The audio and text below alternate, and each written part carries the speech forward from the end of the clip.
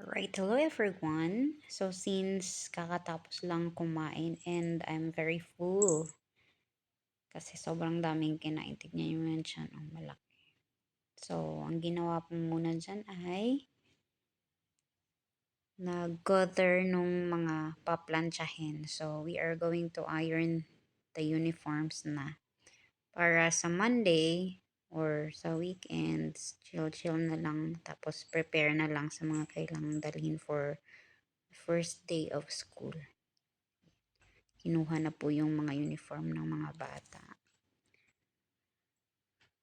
Okay, so nag-sort. Ayan, may doggy pa. So, una pong pinlansya is yung pants ko.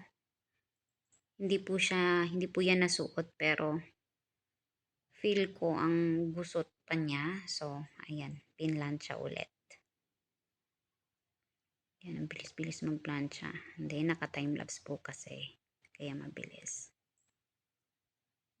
Plansya po more. Bilisan mo magplansya, girl. Kasi sobrang dami ng paplansyahin mo.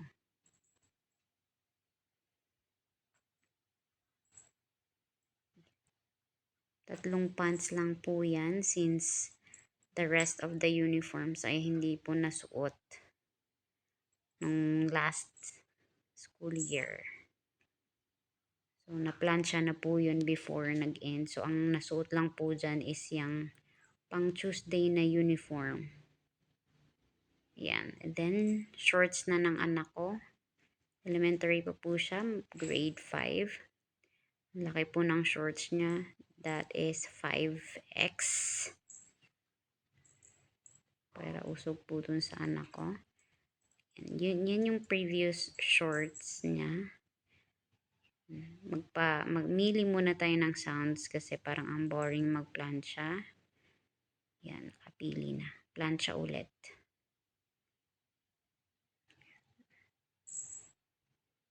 So, old shorts yan ng anak ko. Sana kasya pa yan. So, pinlansya ko pa din if ever kasya pa. So, masusuot pa din siya. Though meron na po siyang mga stain kasi ewan ko baga dyan sa anak ko. Pag uwi sa bahay, ang dami-daming ink ng ano niya, uniform tsaka shorts niya. Polo. Parang laging naliligo sa ink ng ballpen. Yan yung bagong bili from Shopee. Shorts, dalawa po yan. Mura lang po sa Shopee pero yung tela is not hindi po siya makapal. Mabilis lang po siyang matuyo. Ayan. Palda na po ng anak ko for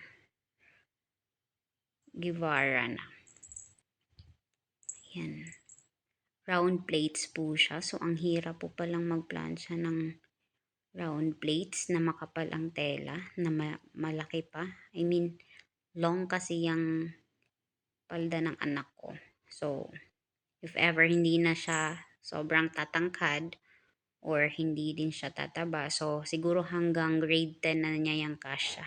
O, diba? Hindi na bibili-bili. So, hindi naman tabain yung panganay ko. So, I hope kasya yan or magagamit niya yan ng mga ilang years. Kasi ang mahal pala ng palda. Though ang ginawa ko dyan is nagpatahi lang po ako sa nanay ni Ma'am Jen. And then ayan, sabi ko kasi round plates, ayan, nahirapan tuloy magplansya, Mas maganda kasi pag round plates pati. Ayan.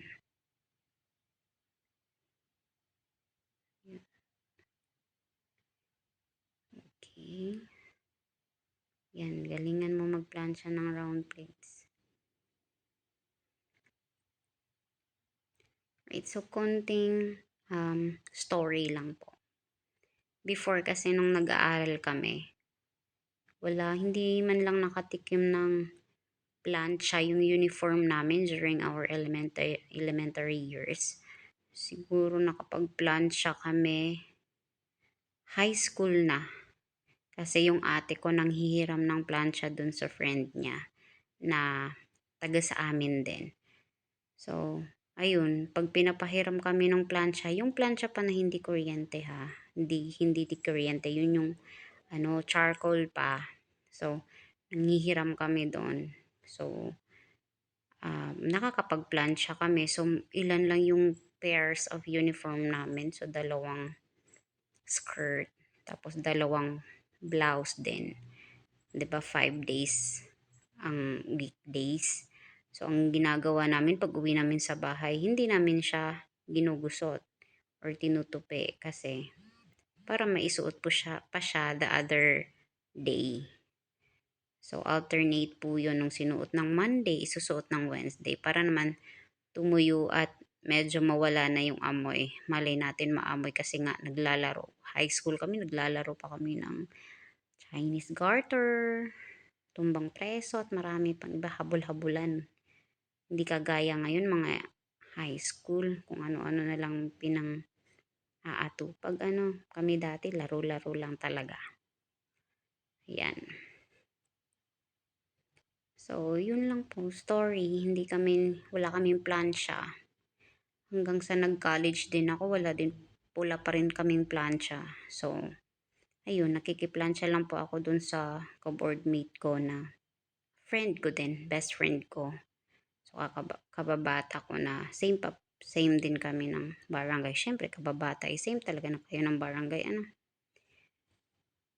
So, ayun, nakikiride lang po kami ng plancha. So, kung hindi kami pahiramin ng plancha, so, ayun, so, papasok kami na gusot-gusot yung uniform namin. Dati nag-envy ako doon. Ano ba yung envy? Suya ba? Ay, dili man good as in suya in a bad way. So, gusto mo lang din maka-experience ng planchadong uniform, 'di ba? Ang ganda kayang tignan na maganda yung uniform mo. I mean, kahit di siya bago pero it's neat and tidy kasi it's ironed.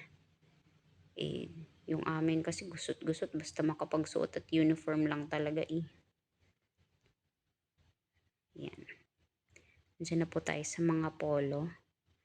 So, ang naplansya ko na is 5 shorts sa anak ko na lalaki. And then the 2 skirts, the round plate skirts ng aking daughter. And then, yan mga blouse and polo. Aking dalawang anak.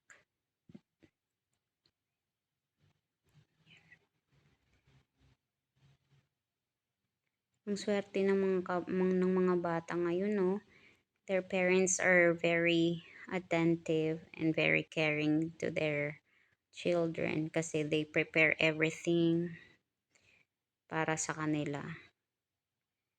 And hopefully, may mga students or may mga children na ma-appreciate yung mga ginagawa ng parents nila. Diba? Yan, di kaya madaling mag-plancha. Oh, ang laki ng tiyan ko talaga dyan. Sobrang busog. Hindi pa, sobrang busog pa din kahit nakailang hours na yung plancha dyan. Parang buntis si girl eh. Yan. Laki-laki ng tiyan, girl. Busog na busog. Ayan, kaya nagplancha na lang po siya instead of sitting or kung matulog na.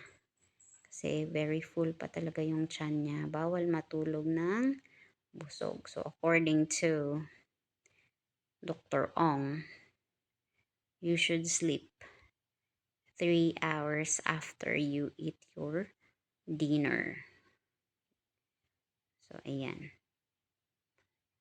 Hanap muna tayo ng gagawin. Or marami naman talagang gagawin as a nanay, diba? So, ayan, bawasan natin.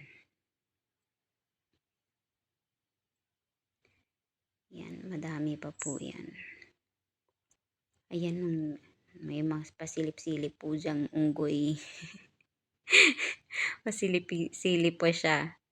Kasi daw, bakit wala pa ako sa kwarto? Siyempre, nagpa-plancha pa. Sila kasi nasa kwarto na.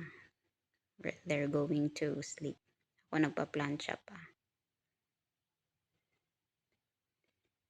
Yan. So, malapit na